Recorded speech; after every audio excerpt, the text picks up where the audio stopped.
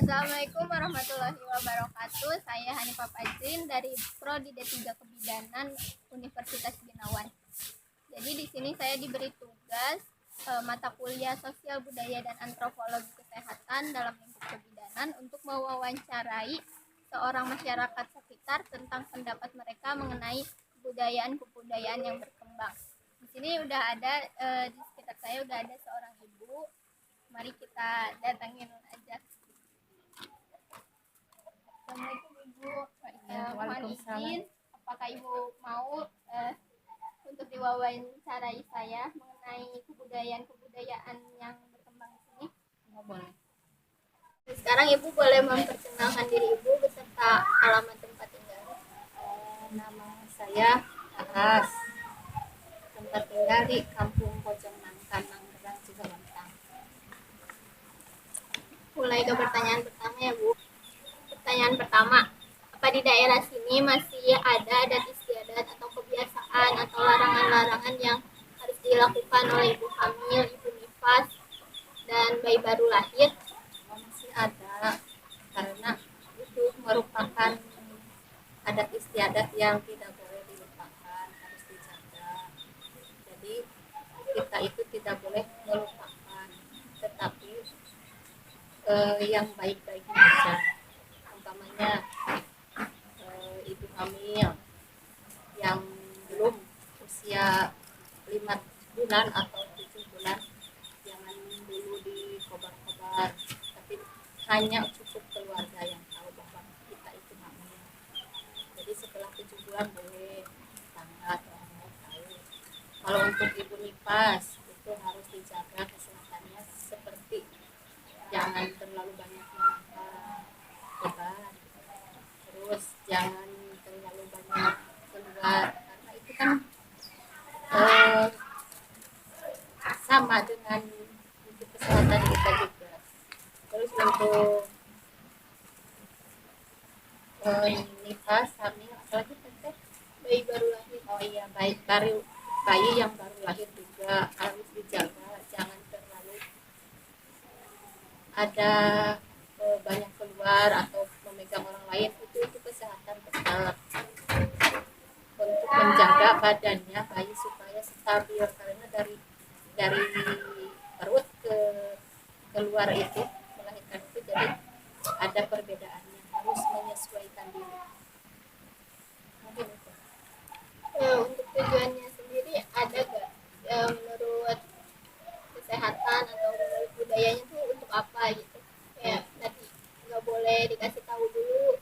Ya itu kalau untuk budaya ya harus, jadi itu kan belum belum kalau menurut kesehatan belum terjadi seperti membentuk manusia, tapi kalau untuk mitosnya supaya tidak ada yang sirik istilahnya, nanti kan yang lain, lingkungan orang lain merasa ada yang tidak suka, jadi kita harus menyembunyikan dulu, menjaganya seperti itu. Yang kedua, apa Ibu percaya dan menjalankan adat-adat tersebut? Ya, saya orang yang termasuk percaya kepada menjalankan adat istiadat di daerah saya sendiri.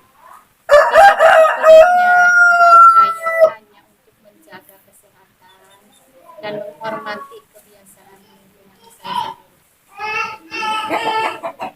Apa tanggapan Ibu mengenai seorang ibu hamil yang melahirkan di dukun beranak? Tanggapannya sah-sah aja, boleh aja. Yang penting orang yang mau melahirkannya itu emang siap di dukun beranak, karena zaman dahulu juga tidak ada yang tidak ada ngaruhnya, tidak ada pengaruh, kecuali orang yang memang harus ke dokter atau ke bidan.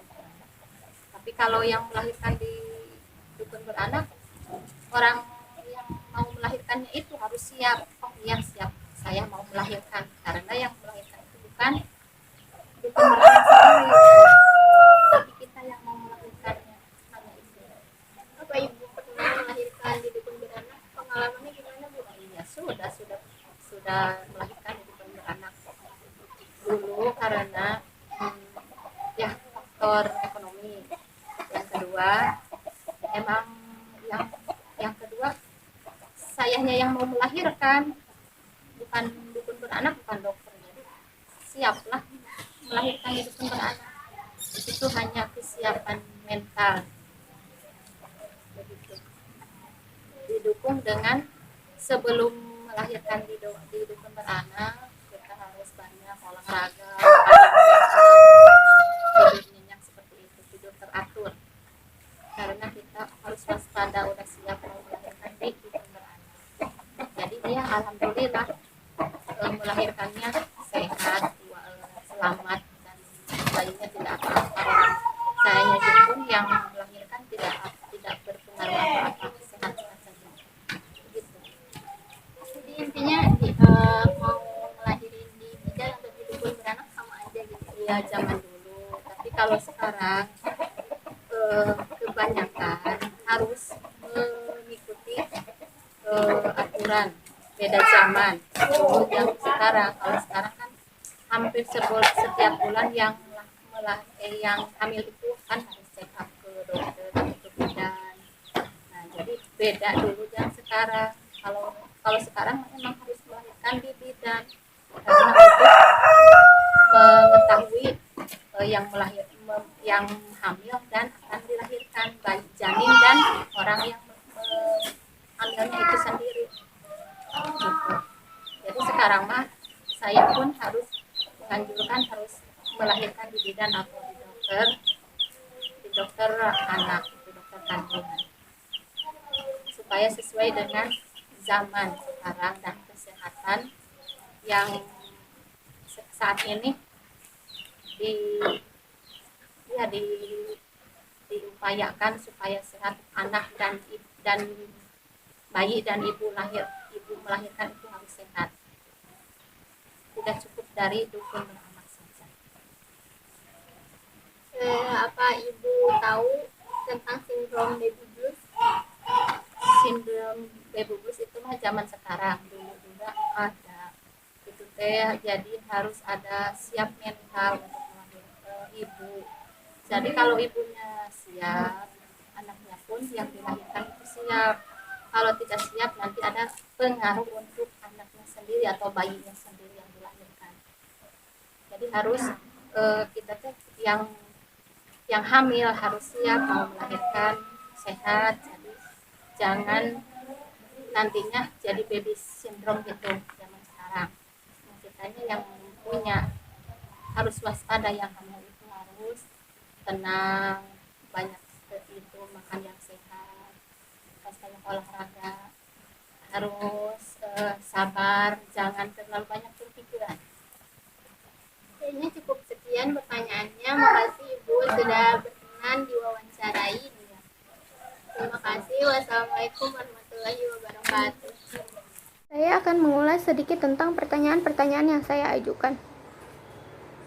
Pertanyaan pertama mengenai masih adakah kebiasaan atau adat istiadat. Nah, di daerah tersebut sudah tidak menjalani lagi adat istiadat, namun mereka masih mempercayai mitos-mitos. Contohnya pada ibu hamil, mereka dilarang tidur siang karena itu dapat menyebabkan ibu merasa lemah dan lesu. Pada bayi baru lahir dan ibu nifas, mereka dilarang berpergian sebelum 40 hari karena dipercayai wangi bayi baru lahir dan darah ibu nifas dapat mengundang makhluk halus dan makhluk halus itu bisa mengikuti mereka. Pertanyaan kedua mengenai pendapat tentang ibu yang melahirkan di dukun beranak. Seperti yang ibu tersebut sebutkan, bahwa di daerah tersebut sudah tidak lagi diperbolehkan melahirkan di dukun beranak. Menurut saya hal itu bagus karena dapat menurunkan angka kematian ibu dan anak. Pertanyaan ketiga mengenai baby blues. Jadi, baby blues adalah gangguan yang dialami oleh ibu setelah melahirkan, di mana kondisi tersebut menyebabkan ibu mudah sedih, lelah, lekas marah, menangis tanpa alasan, mudah gelisah, dan sulit untuk berkonsentrasi. Baby blues Itu juga dapat menyebabkan ibu tidak percaya diri untuk merawat anaknya. Bisa juga ibu membenci anaknya dan lain-lain. Sekian video dari saya. Kurang lebihnya mohon maaf. Assalamualaikum warahmatullahi wabarakatuh.